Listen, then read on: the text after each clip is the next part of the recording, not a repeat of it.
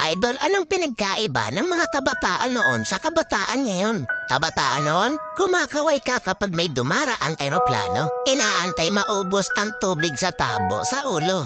Ginagawang swimming pool ang tanggana ni nanay. Ginagawang braces ang foil ng choknat. Naliligo ka sa alilod ng bubong kapag umuulan. At kapag gabi naman, akala mo sinusundan ka ng buwan. Nagko-concert sa harap ng electric pan. Kabataan ngayon, ang problema ay pera at cellphone. Ang problema lang namin noon kung paano makataka sa bahay para di matulog ng tanghali. Umatay man kami sa palo, aminin natin mas maraming nire-respeto na magulang sa panahon noon kaysa ngayon. Mga kabataan ngayon, isang chat lang, may jowa na. Kami noon sa claims lang umaasa. Broken-hearted, papad friends ang resulta.